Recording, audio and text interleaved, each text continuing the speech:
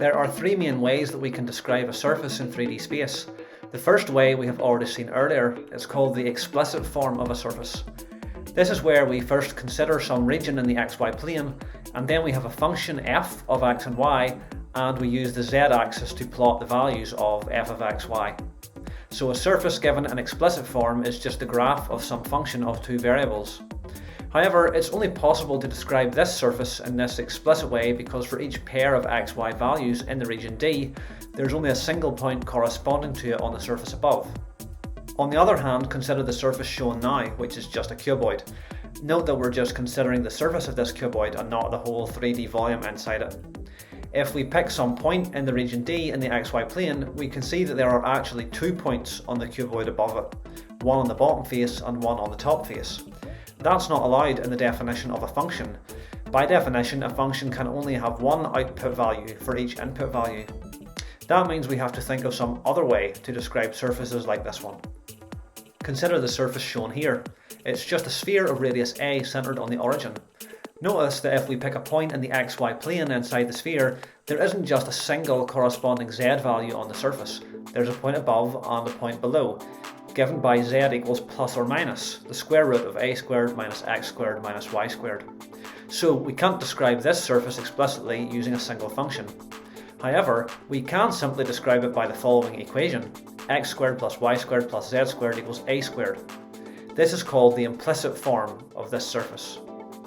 The implicit form for a general surface is f of x, y, z equals constant. Be careful not to get confused here. I've said that the point of the implicit form is when we can't describe the surface as a single function of x and y.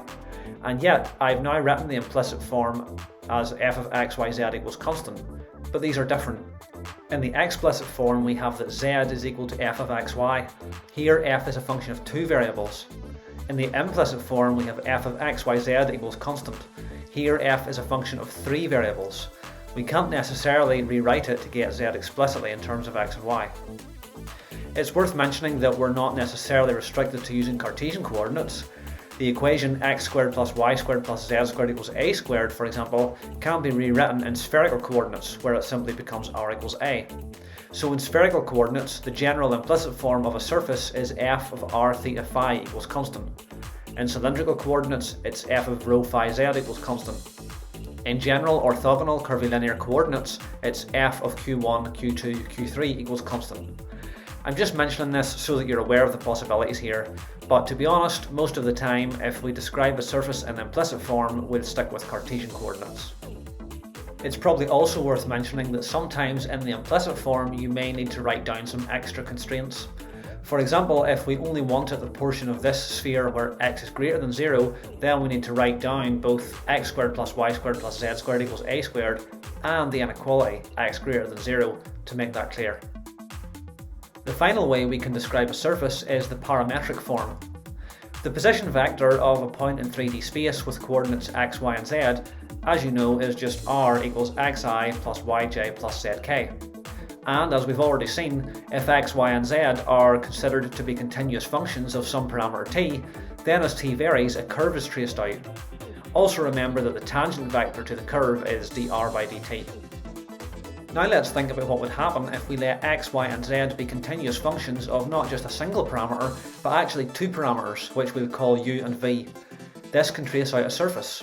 Let me show you why. Suppose we hold the value of v constant at v equals v0 and just let u vary. Then we essentially just have one varying parameter which traces out a curve. After we've done that, let's change the value of v slightly. Let's now fix it at v equals v1, where v1 is only slightly different from v0. Again, letting u vary, we trace out a curve, but it's a different curve that's close to the first curve, since x, y and z are continuous with respect to v. Do it again for another value of v, and another. Basically, if we go about fixing v at every value that's allowed for it, that being a continuous set of values, then we can trace out a whole bunch of curves that together make a surface.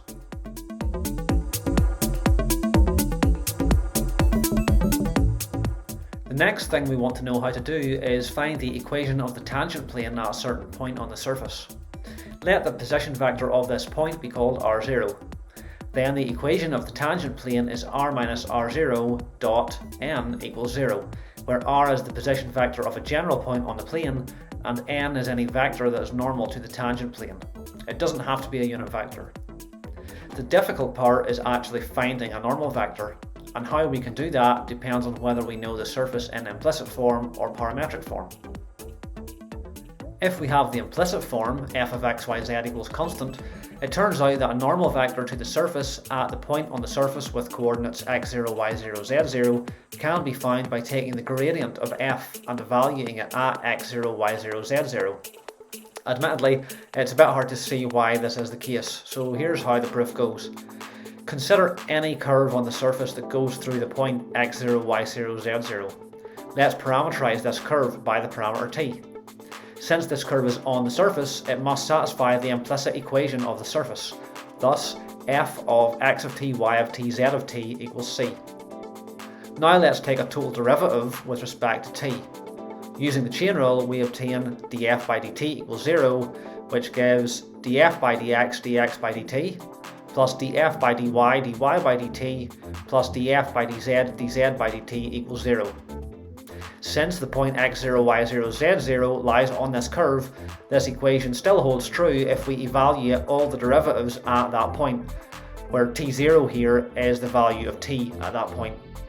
In vector notation, this becomes the gradient of f evaluated at x0, y0, z0, dotted with dr by dt evaluated at t0 equals 0.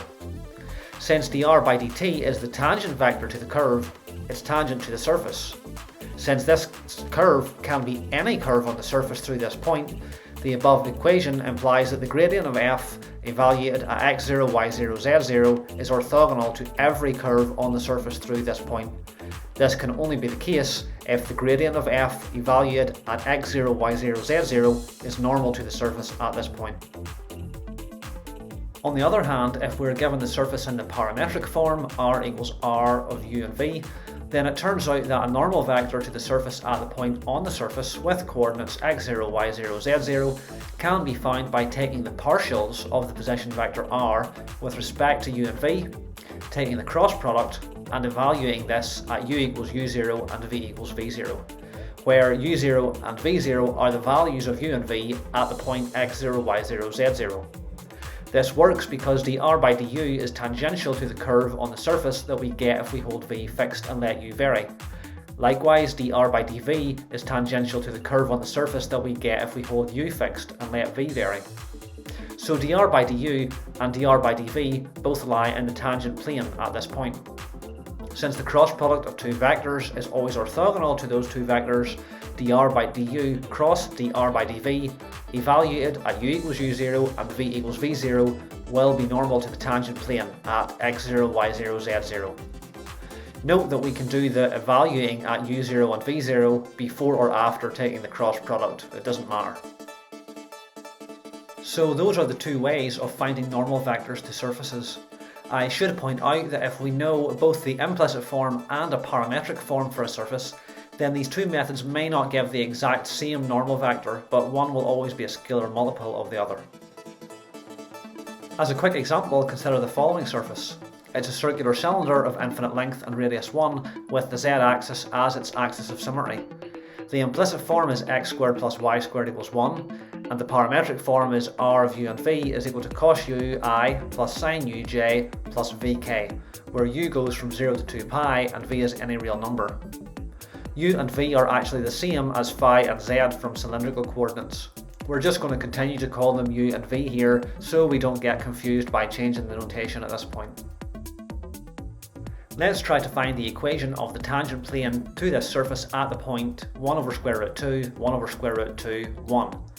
You can check that this point does indeed lie on the surface, and you can also check that in the parametric form this corresponds to u equals pi over 4 and v equals 1. Let's start with the implicit form. I won't read through all of the details, you can pause the video and read them yourself on screen, but in the end we find the equation of the tangent plane is x plus y equals square root 2. Here are the details for when we use the parametric form instead, and you can see in the end we get the same equation for the tangent plane, x plus y equals square root 2.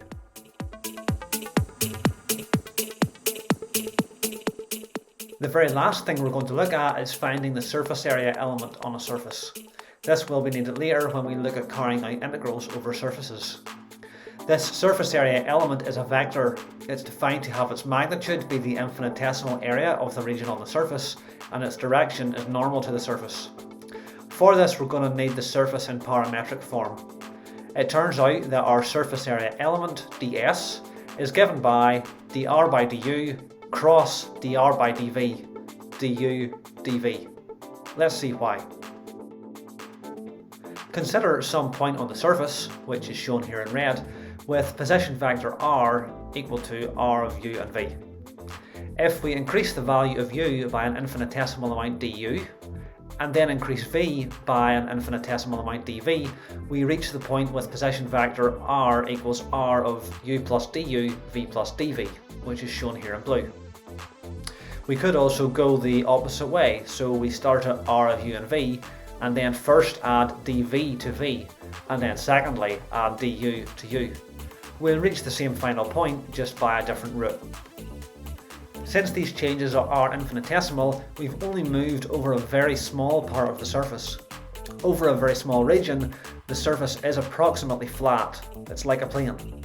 Moreover, the four curves shown here in black, over a small region, they are approximately straight lines, with opposite sides parallel, so they form a parallelogram.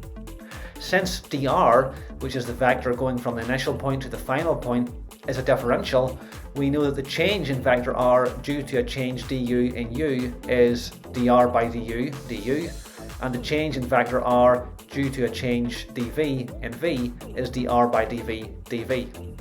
Thus, the vectors that bound the parallelogram shown in blue are dr by du, and dr by dv.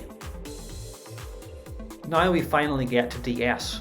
Remember, we want ds to have the magnitude of the area of the parallelogram in blue and its direction to be perpendicular to the parallelogram. And this can be achieved simply by taking the cross product of the two vectors that bound the parallelogram.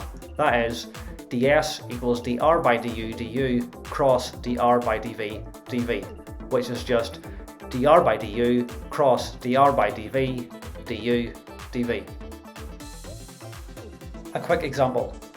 Let's consider the surface of a circular cylinder of radius ρ lying along the z-axis. Using cylindrical coordinates, we already know that on this surface, the magnitude of the surface area element is ρ d phi dz.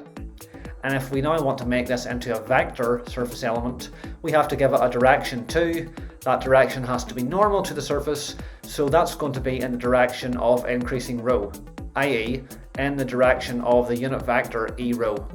So let's see if we can actually derive this properly using our parametric description of the surface. Here are the details. You can pause the video and read them for yourself, but in the end we do indeed find that ds is equal to ρ d phi dz e-ρ as expected. Yeah, I'm pretty confused, alright. We've now completed our study of coordinate systems and surfaces. This has really all been preparation work for being able to calculate surface integrals and volume integrals of functions, which is what we will begin to look at in the next video.